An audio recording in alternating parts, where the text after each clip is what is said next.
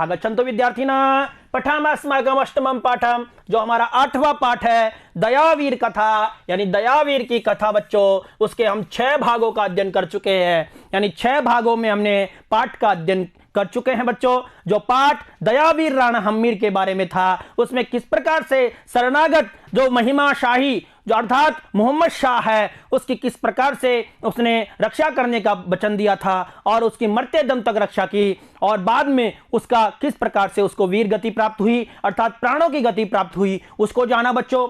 उसके 6 भागों के बाद में हम 7वें भाग यानी सप्तमें भाग को लेकर आपके सामने प्रस्तुत हैं। 7वें भाग में हमने दिए हैं अभ्यास प्रश्नाः, यानी अभ्यास प्रश्नों के बारे में हम पढ़ेंगे बच्चों। और यह अभ्यास प्रश्न होंगे प्रथमतः तृतीय प्रश्न पर्यंतम, यानी पहले प्रश्न से लेकर के 3 प्रश्न तक ये प्रश्न होंगे, उनका हम अच्छे से अध्ययन करेंगे। पुनः सर्वेषां स्वागतम। आइए उत्तरों को देखते हैं। पहला प्रश्न था हमारा पुरुष परीक्षाया लेखक का, यानी पुरुष परीक्षा के लेखक कौन है, तो इसका उत्तर होगा कवि विद्यापति, कवि विद्यापति। दूसरा प्रश्न है अलाउद्दीन नाम यवन राजः कस्मै अकुप्यत, यानी अलाउद्दीन नाम का जो यवन राज था वो महिमाशाही नाम ने, यानी महिमाशाही नाम का जो सेनानी ने, यानी यहाँ चतुर्थी विभक्ति है दोनों में बच्चों, कस्मई में भी चतुर्थी थी, सेनानी ने अकुप्यत, यानी महिमाशाही नाम के सेनानी पर क्रोधित हुआ।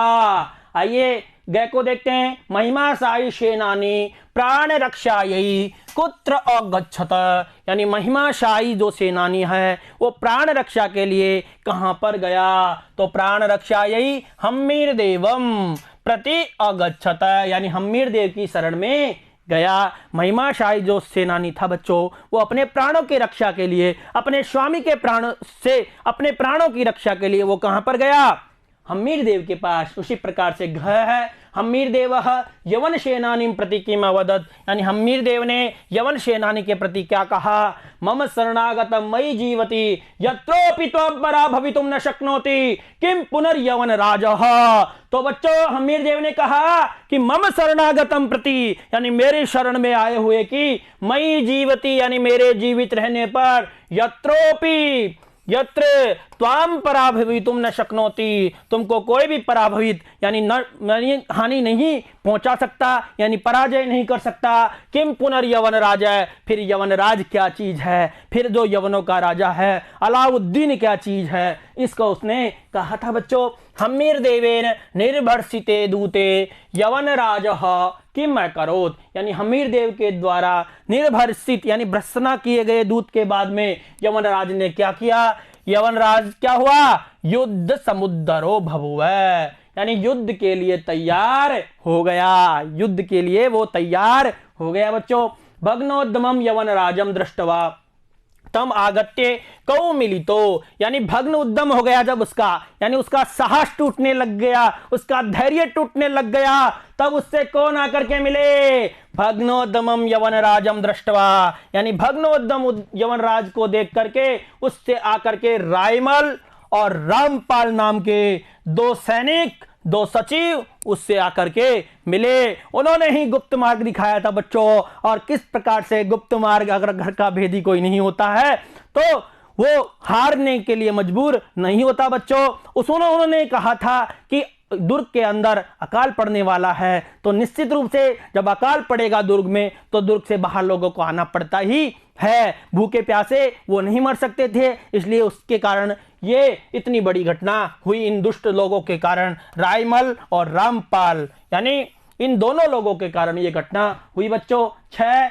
युद्ध संकटम अवलोक्य हम्मीर देवः स्वसैनिकान प्रति किमै कथयत, यानी युद्ध संकट को देख करके हम्मीर देव ने अपने सैनिकों के प्रति क्या कहा, उसका उत्तर देखते हैं प्यारे बच्चों। हम्मीर देवः स्वसैनिकान कथयत, यानी हम्मीर देव ने अपने सैनिकों से कहा, यत् परिमित बलोप्यहम शरणागत करुणया प्रवर्ध बलेन यवन राजेन शमम योत्स्यामि, यानी परिमित यानी परिमित बल है के कारण भी मैं शरणागत करुणाया, यानी शरणागत की करुणा के कारण प्रवर्ध बलेन, यानी उस शक्तिशाली बल वाली सेना के साथ भी, उस यवन राज के साथ में मैं क्या करूंगा, युद्ध करूंगा। इस प्रकार से उसने अपने सैनिकों से कहा बच्चों।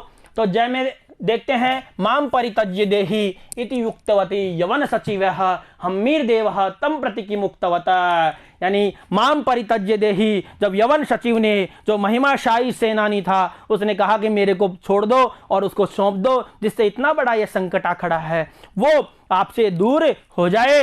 तो फिर हम्मीर देव ने इससे कहा था, हम्मीर देवे न अवदत, हम्मीर देव ने कहा था, जिसका हमने छठे भाग में अध्ययन किया था इस श्लोक का बच्चों, मैं मां एवं ब्रूहि, इस प्रकार से मत कहो, यद भौतिकेन शरीरेण न स्वरेण चिरस्थितम लप्स्यमानम यशा को वा परिहर्तुम समीयते, यानी भौतिक शरीर के बजाय, यानी जो नष्ट नहीं होने वाला यश यदि प्राप्त हो रहा है तो उसको छोड़ना कौन चाहेगा।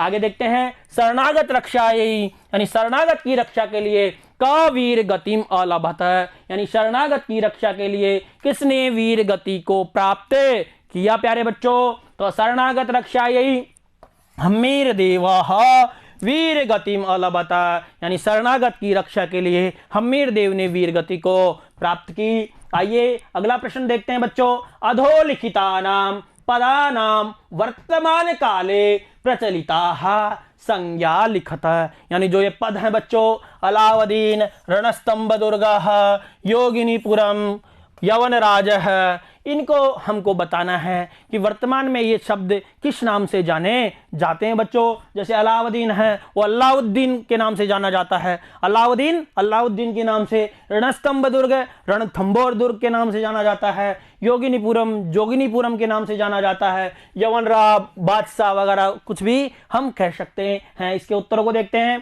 अलाउद्दीन यानी अलाउद्दीन के नाम से जाना जाता है बच्चों, रणस्तंभ दुर्ग, रणथंभौर किला, रणथंभौर दुर्ग के नाम से यह जाना जाता है वर्तमान में। इसकी संज्ञा है योगिनीपुरम, योगिनीपुर को क्या कहेंगे, योगिनीपुर। यवन राजा है, मुसलमान राजा, बादशाह, मुसलमान राजा भी कहते हैं उसे, बादशाह भी कहते हैं। इस प्रकार से वर्तमान कालिक जो संज्ञा है उनको देखा बच्चों।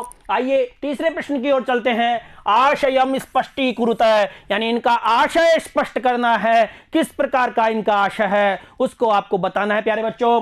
जीवितार्थम कुलम त्यक्त्वा यो अति दूरम जनो ब्रजेत लोकांतर्गतस्य की एव किम तस्य जीवितेन वा, यानी जीवितार्थम कुलम त्यक्त्वा यो अति दूरम जनो ब्रजेत लोकांतर्गतस्य एव किम तस्य जीवितेन वा। तो ये यवन सचिव ने जब अपना वहां से यानी यवन राज का साथ वो छोड़ रहा था, यवन राज के पास से वो जा रहा था, अर्थात अलाउद्दीन का राज्य वो त्याग रहा था, तब वो ये अपने आप में सोच रहा था। इसका अर्थ देखेंगे आगे, वयम जी भवतो जिव्य भुजा कथम इदानीम भवंतम स्वामिनम परित्यज्य का पुरुष पदवीम अनुसरिष्यामि। ये किसने कहा था, ये सैनिकों ने कहा था। जब सैनिकों से राणा हम्मीर ने कहा था कि आप मुझे छोड़कर जा सकते हैं किसी सुरक्षित स्थान पर, तब सैनिकों ने कहा था वयम भवतो जिव्य भुजः, अर्थात हम आपके हमने अन्न खाया है, अर्थात आपके कारण ही हम जी रहे थे, तो हम आपको कैसे छोड़ के जा सकते हैं। इनका अर्थ देखेंगे विस्तार से। आइए चलते हैं बच्चों। जीवितार्थम कुलम त्यक्त्वा यो अति दूरम जनो ब्रजेत लोकांतर्गतस्य केव किम तस्य जीवितेन वा। तो इसका हमने आशय पहले भी स्पष्ट कर दिया था। तो इसका आशय हमने लिखा है, जो व्यक्ति अपने जीवन के लिए या प्राणों की रक्षा के लिए अपने कुल को त्याग कर बहुत दूर चला जाए, दूसरे लोग को गए हुए की तरह, उसके जीवित रहने से क्या लाभ, अर्थात उसका जीवित रहना न जीवित रहना बराबर है। यानी अगर कुल को हम छोड़ के जाते हैं, अगर परिवार को छोड़ के जाते हैं, तो फिर ऐसे जीवन का क्या लाभ होता है बच्चों। तो ऐसा जीवन बहुत दुर्लभ मिलता है जीवन। आइए ख को देखते हैं, वयम भवतो जिव्य भुजा कथम इदानीम भवंतम स्वामिनम परित्यज्य का पुरुष पदवी अनुसरिष्यामि। हम आपके जिव्य भुज हैं, अर्थात हम आपके जीविका का उपभोग करने वाले हैं। कथम इदानीम भवंतम, कैसे, अब आप जैसे स्वामी को छोड़कर हम कायर पुरुष की पदवी का अनुसरण करेंगे। इसका आशय बच्चों, महाराज हम्मीर सिंह के ये कहने पर मैं यवन राज के साथ युद्ध करूंगा और तुम किले से बाहर चले जाना। सैनिकों ने कहा, क्या कहा, हम आपकी जीविका का उपभोग करने वाले हैं, कैसे इस समय आप जैसे स्वामी को छोड़कर कायर पुरुषों के मार्ग का अनुसरण करेंगे, अर्थात ऐसा हम कदापि नहीं करेंगे प्यारे बच्चों। तो वयम भवतो जिव्य भुज कथम इदानीम भवंतम स्वामिनम परित्यज्य का पुरुष पदवी मनुष्यरिष्याम, इस प्रकार से सैनिकों ने ये कहा था। तो हमने बच्चों इस भाग में इन दो शुक्तियों का अध्ययन किया, इनका आशय देखा,